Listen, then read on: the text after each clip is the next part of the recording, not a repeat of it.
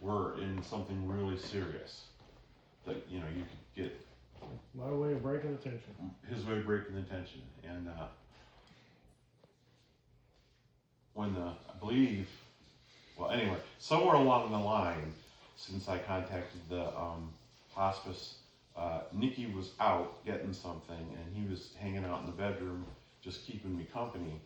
And I decided, while it was just him and me sitting there, I would tell him things about what I wanted about my funeral and that kind of stuff.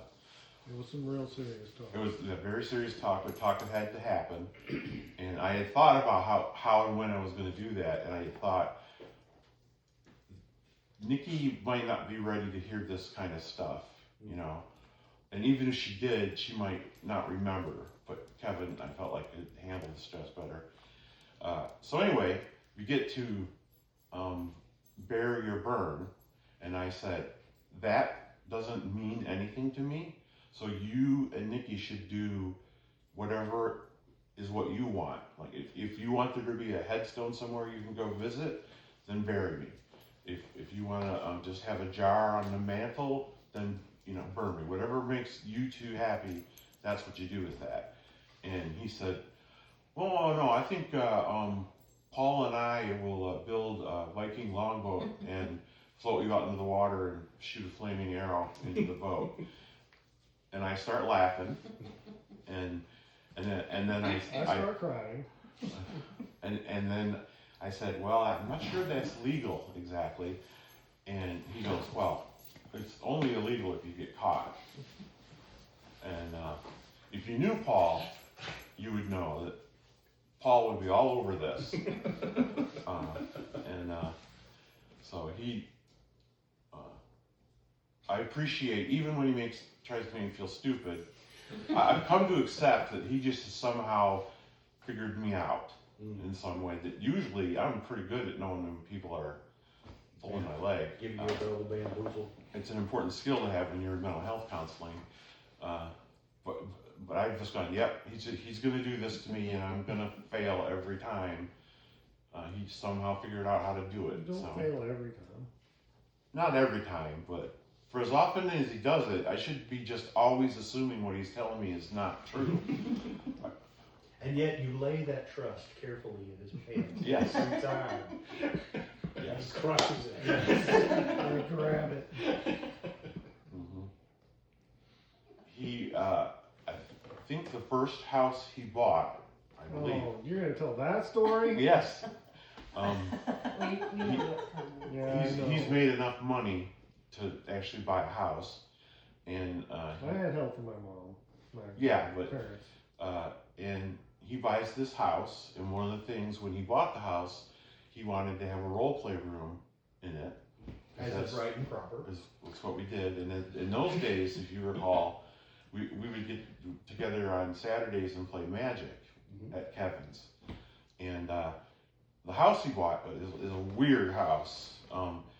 It has a second floor that's basically just one giant room with 2 bathrooms. It's a half story, and the half story is the master bedroom with a bathroom. It is the With biggest red master shag carpeting. master bedroom I ever saw. That's nice. Wait until you hear the rest. And then mirrors on the walls. Yeah, a lot of mirrors. Okay.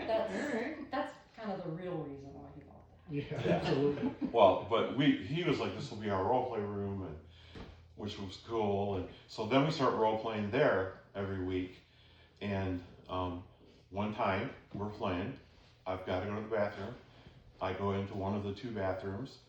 I go in, close the door, sit down on the toilet, and hanging on the back of the door is a pink negligee. And at the time, I had not seen Kevin date anybody. In fact, there was a little bit of conversation going between some of us as to whether he might be gay. I would later learn that's not true, but so I'm looking at this negligee and I'm going,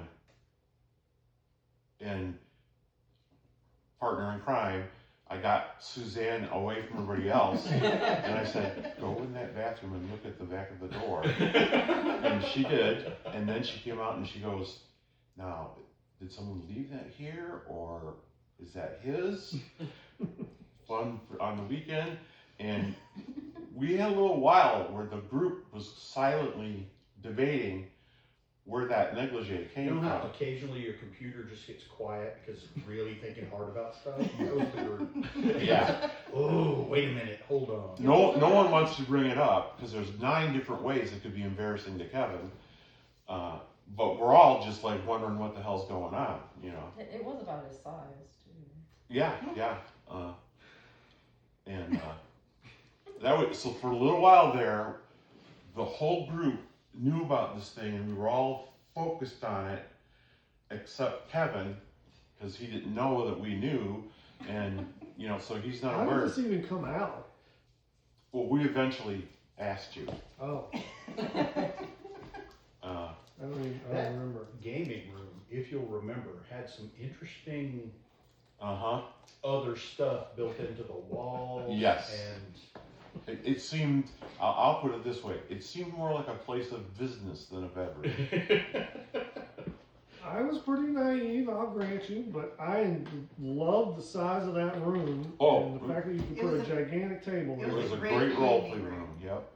I'm sure that's just what the previous owners were doing. Yeah. precisely. A lot of role play. Could have been a role play. Yeah, sure.